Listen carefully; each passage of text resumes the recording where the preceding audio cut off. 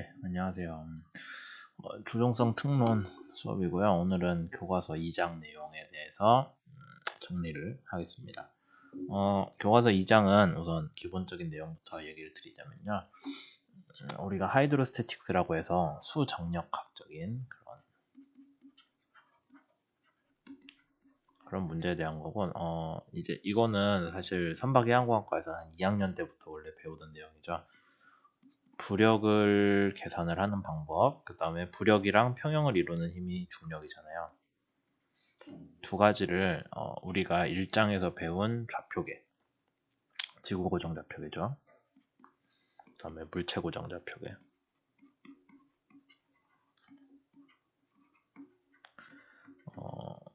여기에 대해서 적용을 할 거고요. 그러니까 부력이랑 중력이라는 단어 용어는 여러분들이 원래 학부 수업 때 많이 들어본 내용이잖아요. 그 다음에 얘가 어떻게 정의되는지도 잘 알 거고. 근데 그거를 이제 좀 제대로 수식으로 표현하는 방법을 배울 겁니다. 그 다음에 아주 이 운동이 크지 않은 경우에 선형화라고 할 수 있을지 모르겠는데 선형화를 해서 좀 간단하게 부력과 중력을 표현하는 방법에 대해서 배울 거예요. 배워서 뭐 했으냐면은 이제 중력과 부력이 작용하는 선박의 운동을 해석할 때 이 내용들이 나오겠죠. 그래서 좌표계를 이용을 해서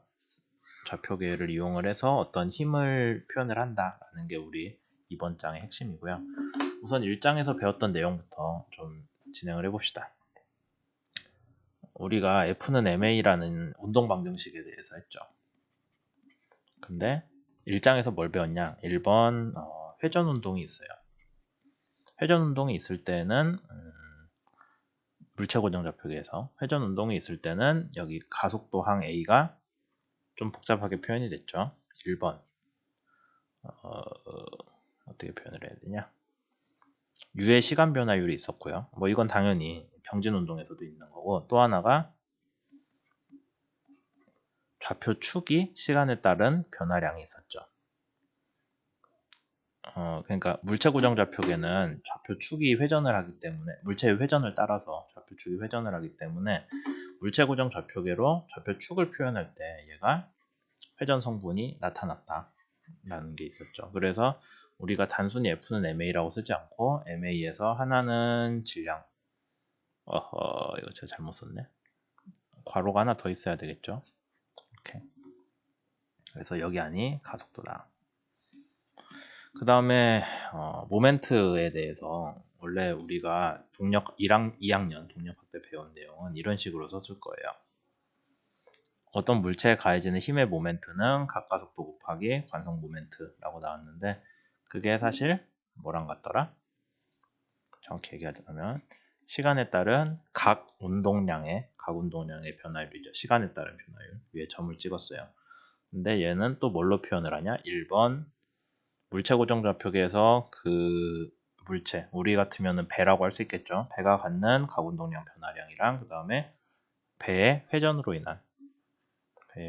인한 각 운동량의 변화. 그러니까 회전으로 인한 좌표계가 변해서 회전으로 인해서 좌표계, 물체 고정 좌표계죠. 좌표계가 변해서 그로 인한 각 운동량 성분이 변화하는 것까지 표현을 해준다라는 거예요. 그게 1장에서 배웠던 내용이고 그러면 F는 MA에서 MA 성분을 우리가 확인을 한 거고 이제 중요한 거는 그럼 F는 배에 가해지는 힘은 뭐가 있냐 라는 거를 얘기를 할 거예요. 아니면 배에 가해지는 모멘트는 뭐가 있냐. 그러면 우리가 2장, 3장까지 통틀어서 하는 일은 배가 움직일 때 배에 걸리는 힘들을 우리가 다 알 거예요. 다 하나씩 확인을 할 거예요. 어떤 이유로 힘들이 걸린다. 그 다음에 MA에서 우리가 배의 속도, 가속도, 그것도 평진, 회전 이 두 가지 운동 성분에 대해서 속도, 가속도를 F를 알고 있기 때문에 우변에 있는 MA 항에서 구할 수가 있는 거죠. 운동 성분들을. 그래서 시간에 따른 운동 성분들을 하나하나 더해주면은 그게 시간에 따른 뭐 궤적 아니면 시간에 따른 운동 결과 등등이 나옵니다. 이걸 구해주는 게 선박 조종 해석의 핵심이기 때문에 2장부터는 여러분들이 배에 걸리는 힘 성분을 확인을 할 거예요. 다만 힘은 크게 두 가지 성분이 있는데 하나는 하이드로스태틱이고요. 배가 가만히 있어도 걸리는 힘이고 배가 움직일 때 걸리는 힘은 하이드로다이나믹이라고 하죠. 이건 3장에서 배울 거고요. 스태틱스는 이번 장에서 배웁니다. 그래서 우선 배에 걸리는 힘을 뭐 F는 MA에서 F항들이죠. 여러 가지 F들로 우리가 나눌 수가 있었는데 첫 번째 하이드로스태틱에 대한 중력과 부력. 책에서는 FG 그래비티, 부연시라고 해서 중력 부력이라고 이렇게 같이 써요. 2장에서 배울 거고 3장에서는 배에 걸리는 힘 성분들을 뭐 여러 가지 이유로 인해서 발생하는 것들로 쪼갤 건데 배가 일정한 속도로 가고 있어도 힘은 걸리죠. 우리가 저항이라고 하는 것도 있고 그 다음에 배가 이제 직진만 하진 않아요. 조종 환경에서는 어떤 특정한 속도로 꾸준히 가고 있을 때 어쨌든 힘은 걸립니다.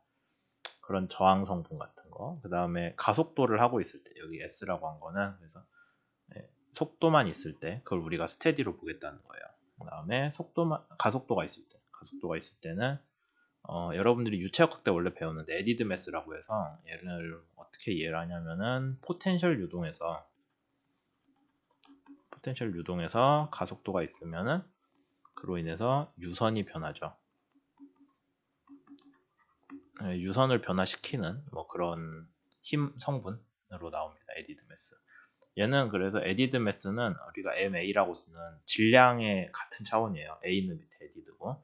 그래서 여기에다가 가속도를 곱해주면 이게 가속도로 인한 힘이 됩니다. 앞에서 우리가 F는 MA랑 같은 거 아니냐라고 물어볼 수 있는데 그거 아니에요. 얘는 유체 안에서 움직이기 때문에 가속도에 비례해서 커지는 저항이라고 보면 됩니다. 유체 안에서 가속도에 비례해서 커지는 저항.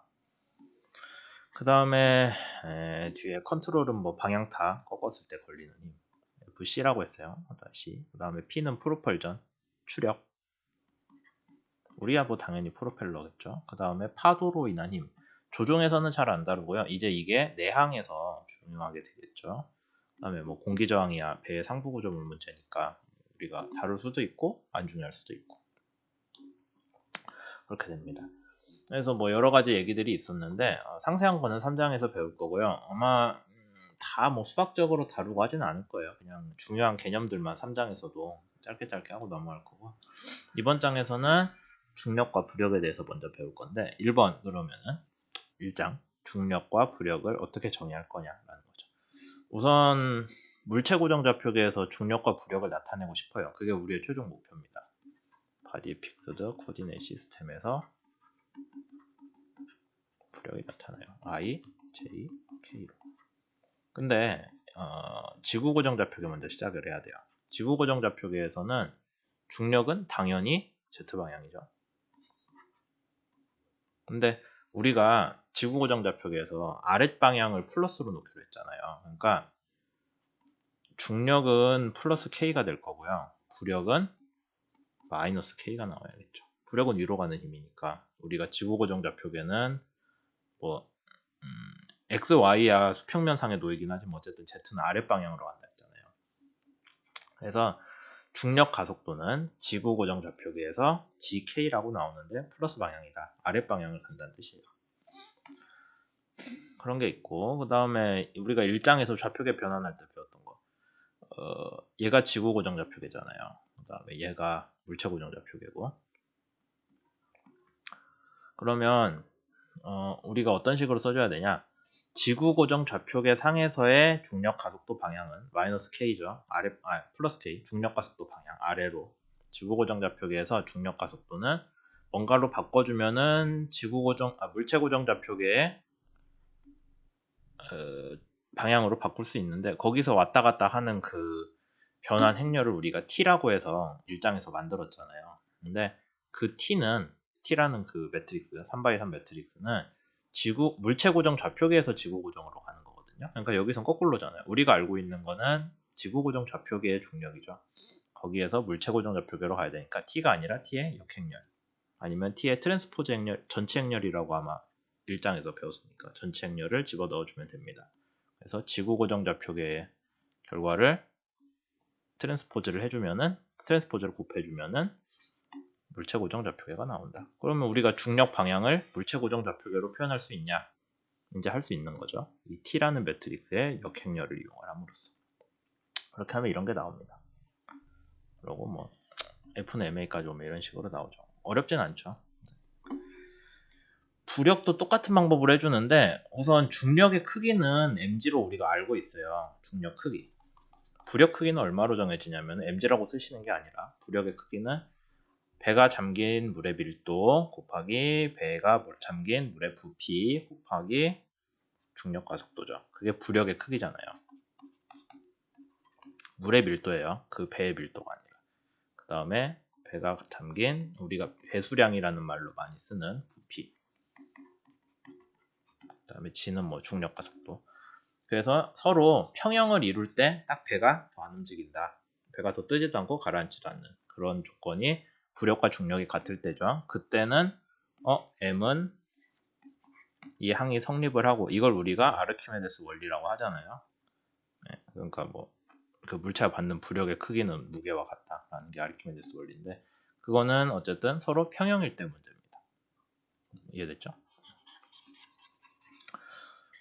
뭐 어쨌든 좀 더 진행을 해볼게요. 근데 이제 우리가 뭘 생각을 해야 되냐면은 방향은 아까 앞에서 얘기했듯이 지구 고정 좌표계에서 부력의 방향은 마이너스예요. 위로 가기 때문에 마이너스. 그 다음에 K는 똑같죠? 방향 대문자 K입니다. 그래서 부력의 크기와 방향을 나타내는 벡터를 지구 고정 좌표계에 대해서 표현을 했어요. 그쵸? 그 다음에 만약에 무게중심 위치하고 물체 고정 좌표계의 중심하고 서로 다르다면은 중력으로 인한 모멘트 아니면 부력으로 인한 모멘트도 발생을 하겠죠. 이거는 그냥 단순히 물체 고정 좌표계에서